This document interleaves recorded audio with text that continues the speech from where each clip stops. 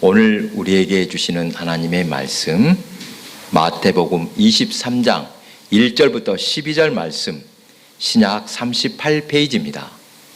오늘부터는 저와 여러분이 한 절씩 교독하겠습니다. 괜찮으시겠죠? 23장 1절 제가 먼저 읽습니다. 이에 예수께서 무리와 제자들에게 말씀하여 이르시되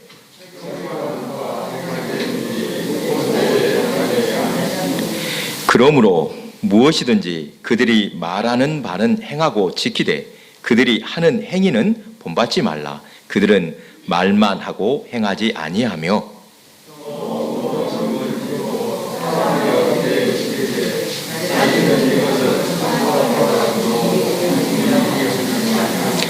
그들의 모든 행위를 사람에게 보이고자 하나니 곧 그 경문띠를 넓게 하며 옷수를 길게 하고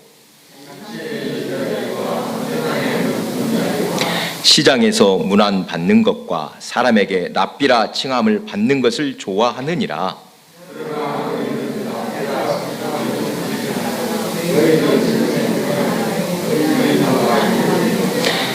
땅에 있는 자를 아버지라 하지 말라. 너희의 아버지는 한 분이시니 곧 하늘에 계신 이시니라.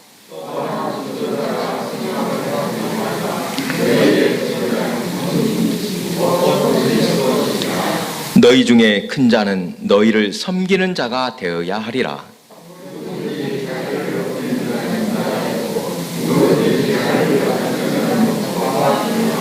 아멘. 우리 서로 인사 나눕니다. 보고 싶었습니다.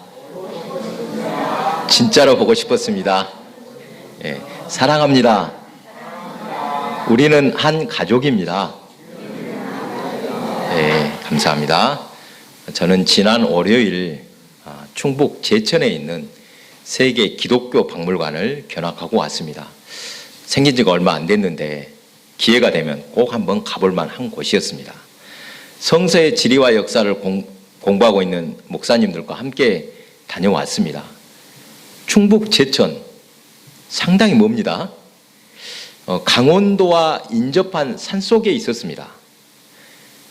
거기 가는 길만 한 5시간 정도 걸린 것 같습니다. 그곳 관장님은 오래도록 이스라엘과 중동 지역에서 코트라 대한무역진흥공사 직원으로 근무했던 이 장로님이셨는데 나중에 신학을 해서 목사님이 되신 분입니다. 외국에 근무하는 동안 성경의 유물들을 수집했다고 합니다. 항아리도 있고 좌우지간에 그쪽에 있는 물건들 많이 있습니다. 월급 받으면 대부분을 투자했고 은퇴 후에는 가진 재산 모두를 바쳐서 그 박물관을 지었다고 합니다. 목사님의 열정과 사명이 얼마나 투철한지 3시간 동안을 곳곳으로 안내하며 강의를 해주실 때 참석한 모든 사람들이 큰 은혜를 체험했습니다. 다른 무엇보다 그 목사님을 볼 때 한 70점 넘으신 것 같습니다. 인생에서 뭔가 남기고 떠나야 되겠구나. 이거 참으로 보람되구나 라는 것을 느꼈습니다. 이따가 필요한 이야기는 다시 또 하도록 하겠습니다. 이 복음서에는 바리새인과 서기관들을 대부분 부정적으로 기록하고 있습니다. 별로 좋은 이야기 안 하시죠? 바리새인이 어떤 사람들인지 설명을 한 적이 있습니다만 사실 그들은 존경받던 사람들입니다. 바리새인이란 말은 분리되어 나왔다라는 뜻인데 글자대로 바리새인은 세상과 분별되게 말씀대로 철저히 살았던 사람들입니다. 본이 될 만했습니다. 또한 서기관은 율법학자와 같은 의미로 쓰이기도 하는데 그들의 주된 일, 토라, 하나님의 말씀을 양피지에 옮겨 쓰는 일을 했습니다. 지금도 하고 있습니다. 여러분, 이 서기관들이 하는 일이 얼마나 대단한 일인지 모릅니다.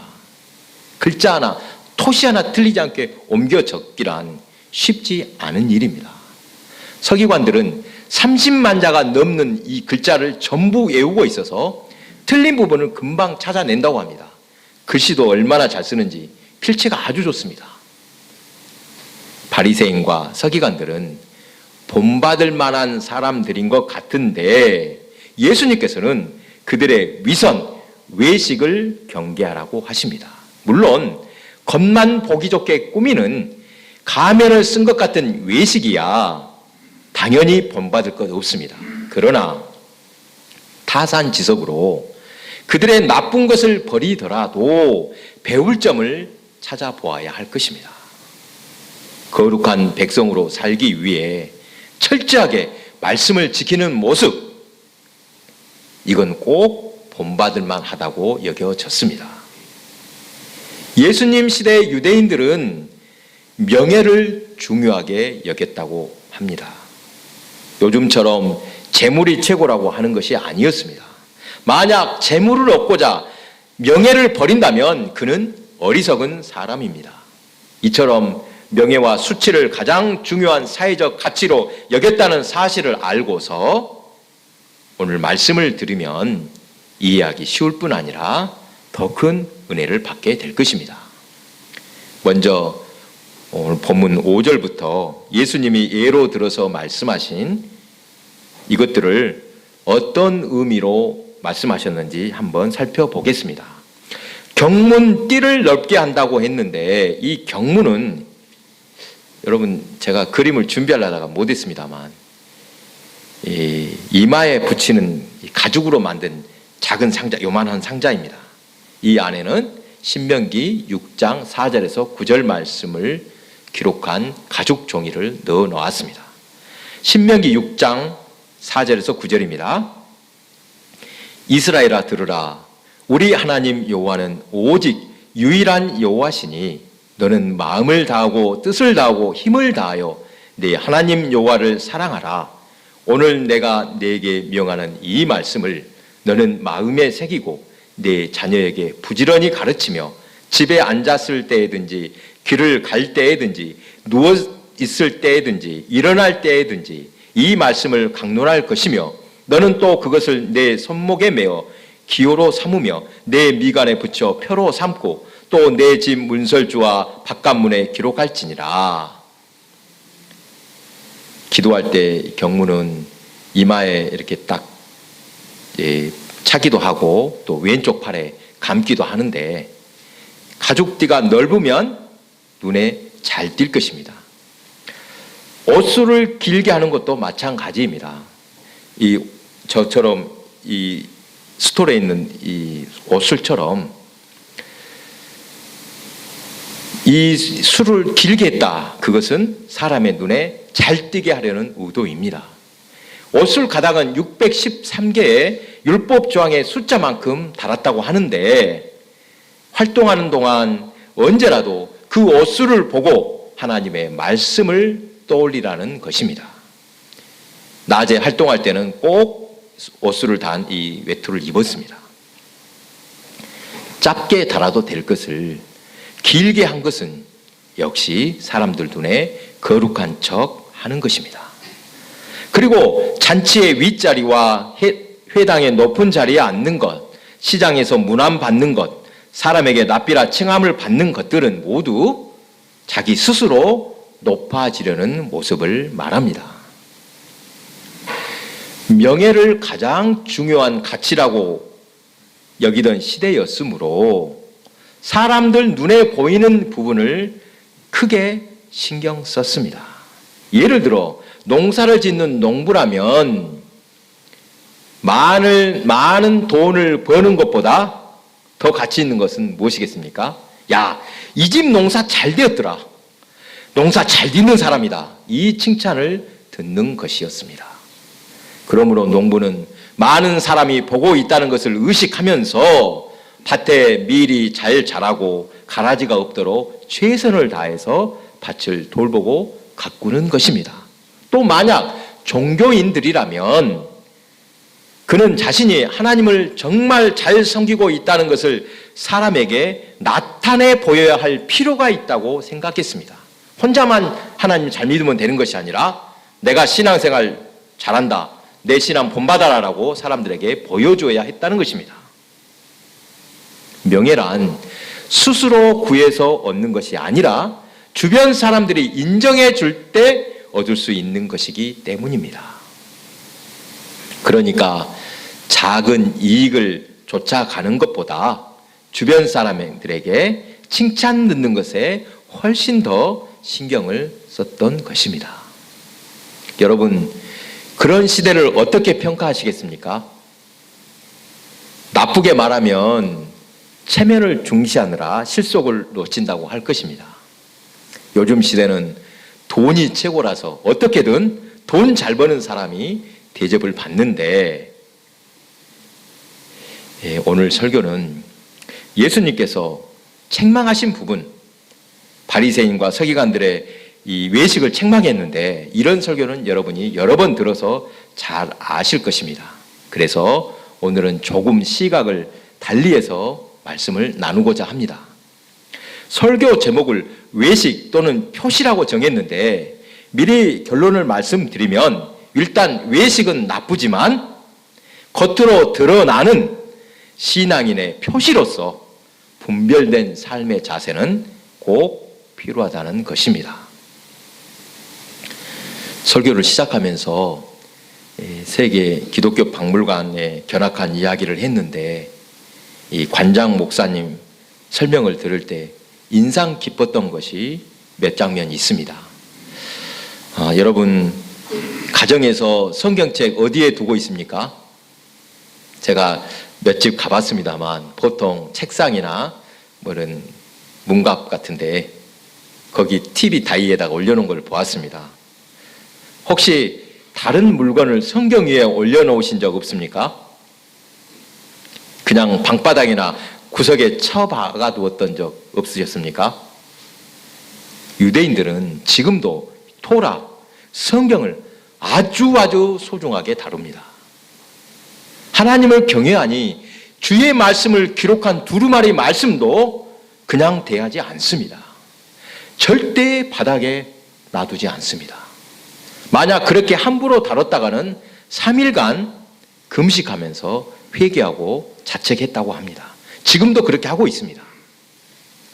또한 신명기 6장 9절의 말씀, 또 내 집 문설주와 바깥문에 기록할지니라, 이 말씀을 문구대로 지키기 위해서 집의 현관문에, 방문이나 또 나가는 바깥의 문에 매주자를 달아놓습니다. 이 매주자라는 말 자체가 문설주라는 뜻이 있는데, 이 볼펜, 보통 쓰는 볼펜 길이만큼 하고 넓이는 조금 더 넓습니다. 이만하고 이만한 넓이인데, 여기에 매주자 안에도 신명기 6장 아까 말했던 말씀을 써서 넣어두는데, 집에 들어가고 나갈 때마다 살짝 만지며 기도하고 또 이렇게 하나님의 말씀을 떠올린다고 합니다. 특별히 제가 그 박물관에 가서 시범으로 이 경문, 아까 말했던 경문을 이마에 달아보았습니다. 검은 가죽끈에 요만한 뭉툭한 사각형 상자를 이마에다 딱 붙이고 있으면 누가 보더라도 저 사람은 하나님의 백성으로서 말씀을 지키기 위해 예 쓰는 사람이로구나 금방 알 수 있습니다. 이 외에도 많은 것을 보고 배웠는데, 한마디로 그들의 모든 면에서 하나님을 경외하기 위해 예 쓰고 있다, 이것을 분명하게 알 수 있었습니다. 말씀의 어느 구절 하나라도 놓치지 않고 글자 그대로 철저히 지키려고 노력하는 모습이었습니다. 정결법을 지키기 위해 손을 씻는 주전자도 좋은 예입니다. 보통 우리가 사용하는 주전자를 한번 떠올려 보시기 바랍니다. 손잡이가 몇 개입니까? 하나로 되어 있는데, 정결법에 쓰는 주전자는 손잡이가 쌍으로, 즉 2개로 되어 있습니다.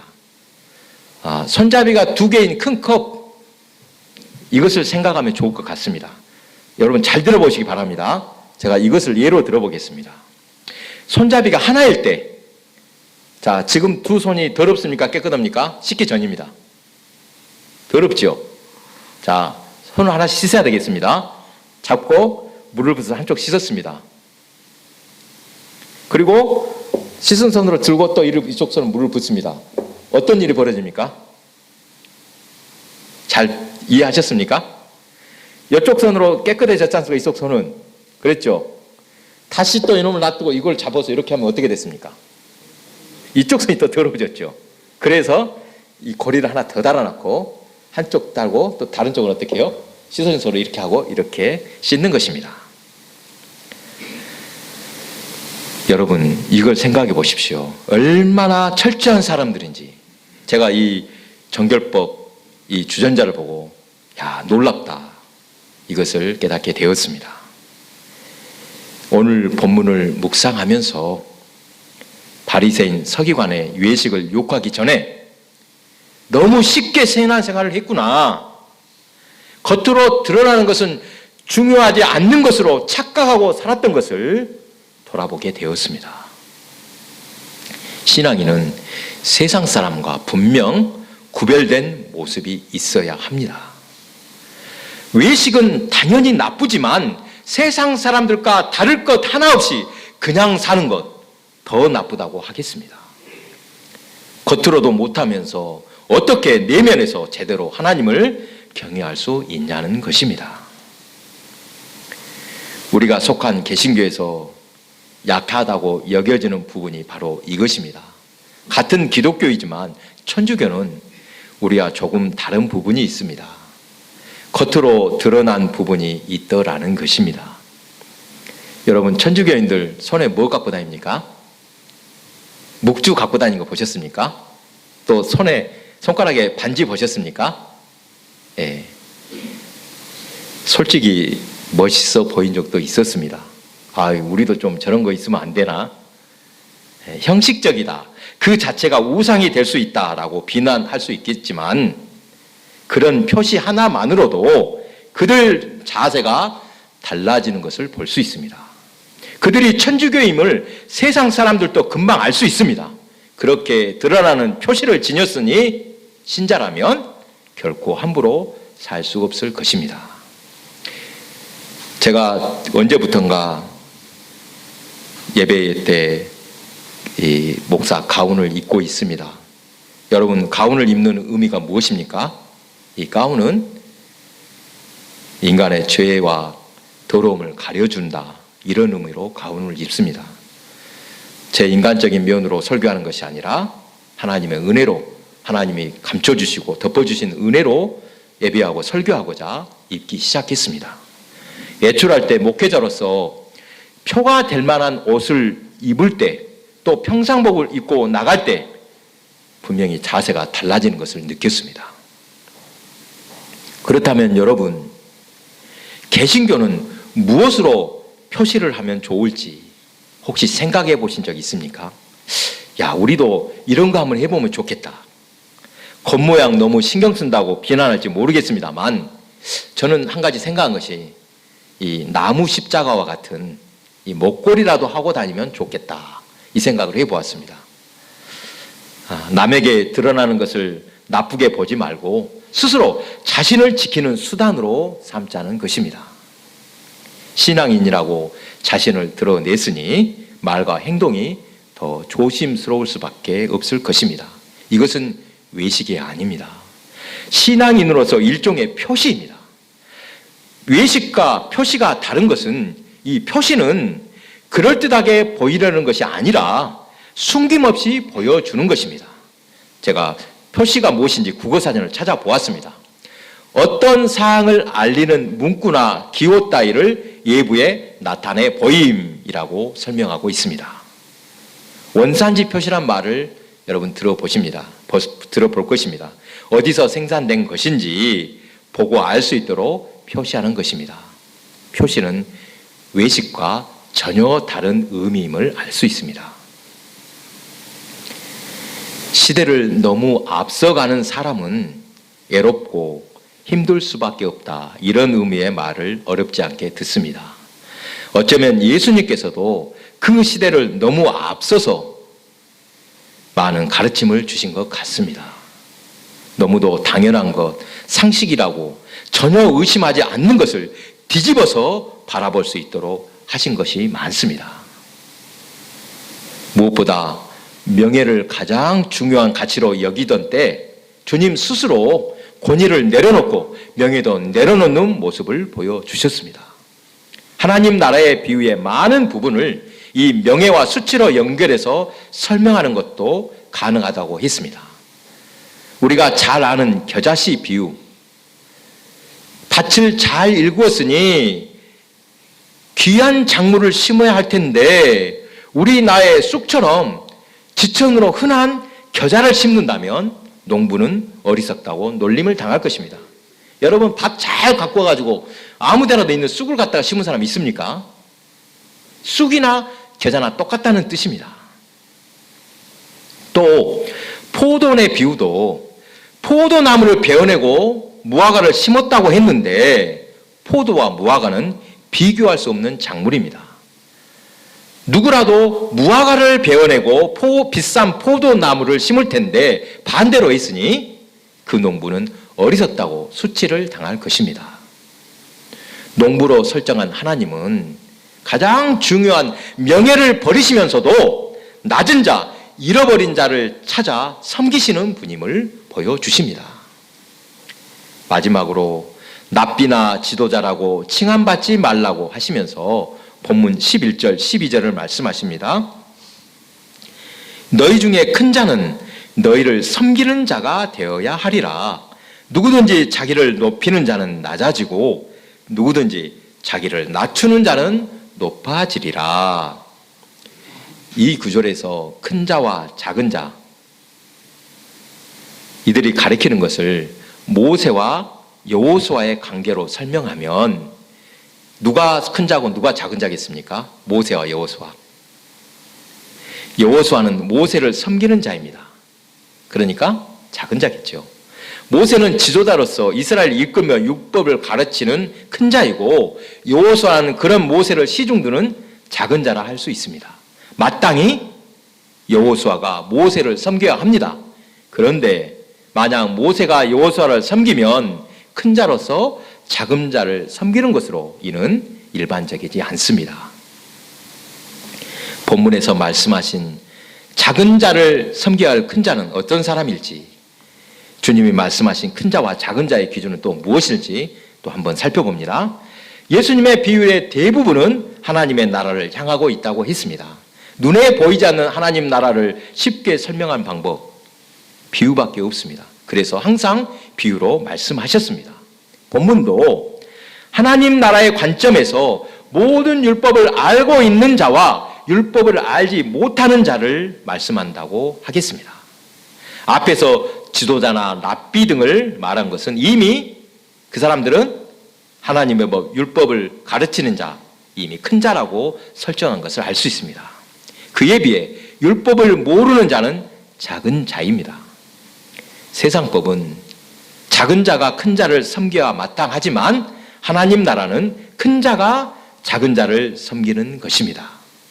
율법을 잘 알고 성숙한 사람은 스스로 큰 자라고 생각하지 않고 성숙한 사람일 때입니다.